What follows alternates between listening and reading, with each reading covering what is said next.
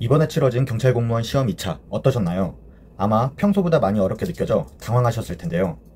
하지만 상대평가 시험인 만큼 제대로 준비하셨다면 평소보다 점수가 낮더라도 분명 좋은 결과가 있으실 겁니다. 안녕하세요, 백곰입니다. 오늘은 경찰 공무원 시험 공부 방향에 대해 전반적으로 이야기해보려 합니다.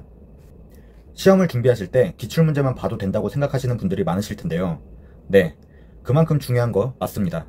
저 또한 영상마다 기출문제의 중요성은 몇 번이고 전달해 드렸고요. 하지만 이와 함께 기출문제만으로는 앞으로 점점 합격이 어려울 것이라고 수차례 말씀드리기도 했습니다. 아마 이번 시험에 제가 말씀드린 대로 공부하신 분들이라면 좋은 결과 있었을 겁니다. 마지막 대비 관련 경찰학은 기본서, 헌법, 형사법은 기출 및 최신 개정과 판례 꼭 챙기시라고 했으니까요. 이번 경찰 시험은 지문이 길어졌고 예외 관련 사항을 함께 넣어 문제를 시간 내 정확히 보아야 하는 판단력도 필요했습니다. 또한 문제의 변형도 기존에 하지 않았던 것을 건든 게 꽤 보였고요. 어느 정도 기본 지식을 바탕으로 응용해야 하는 문제들도 함께 출제되었습니다. 여러분, 장수생의 경우 어렴풋이 느끼는 분들도 계시겠지만 본인이 수험생일 때는 당장 눈앞에 놓여진 진도와 문제들을 공부하느라 시야가 넓지 않습니다. 아니, 넓을 수 없죠. 기출문제 중요합니다. 그리고 완벽하게 숙지하면 합격권에 다가가는 것도 맞습니다. 하지만 문제만 외워서 과연 안정적으로 합격이 가능할까요? 기본 지식이 바탕이 안 된 상태로는 앞으로 시험 합격은 점점 더 힘들어질 것이라고 장담합니다. 인사혁신처에서 공무원 시험과 관련하여 추론, 응용 능력을 강조하고 있는 추세입니다. 과연 경찰 공무원은 예외일까요? 타직렬에서 무언가 움직임이 보이면 그 라인은 늦던 빠르던 결국 그 추세에 맞게 따라가게 되어 있습니다. 순경 공채 시험의 경우 영어 국어가 따로 치러지는 것도 아니고 현직에서 중요하게 적용되는 부분의 내용도 아닙니다. 그렇다면 지금 시험 보는 법 과목, 암기 과목에서 사고를 할 수 있는 인재를 뽑으려고 한다면 어떻게 해야 할까요? 네, 점차 이렇게 낼 수밖에 없습니다. 여러분, 시험 문제를 출제할 때 출제위원들도 대략적으로 시대 흐름을 반영하고 합격 컷, 점수대 형성이 어디에 밀집되고 분포될지 등 여러 가지를 예측하며 출제합니다. 단순히 엿먹이려고 생각 없이 출제하는 게 아니라는 겁니다. 블로그에도 써두었지만 형사법과 헌법은 기출문제와 동형 모의고사, 그리고 막판에 최신 개정과 판례 등을 보셨다면 충분히 좋은 점수 받으셨을 겁니다. 하지만 경찰학도 이렇게 하셨다면 점수 잘 찍으신 분 제외하면 대다수 낮았을 겁니다. 경찰학은 기본이 바탕 안 되면 정답률이 무척 낮았을 거니까요. 그래서 경찰학만큼은 기본서 병행해 주셔야 한다고 영상마다 강조했습니다. 헌법, 형사법, 기출만 봐도 잘 나왔으나 경찰학에서 망했으면 결과적으로는 그냥 똥줄 라인 아니면 불합격입니다.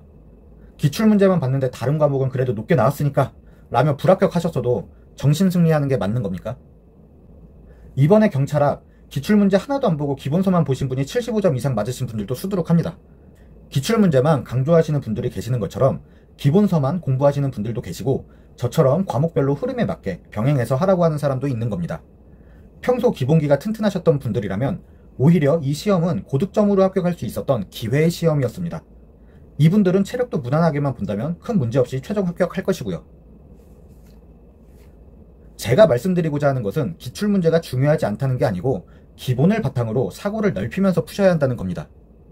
이게 지금 변화하는 공무원 시험 트렌드입니다. 단순히 직전 시험, 1년 전, 2년 전 시험에 합격하셔가지고 뭐 기출만 봐도 된다는 둥 생각하시는데 시험도 흐름이라는 게 있습니다. 본인들 공부했을 때를 생각하면 절대 안 됩니다. 지금 20대 중반, 30대이신 분들 고등학교 시험 한번 봐보세요.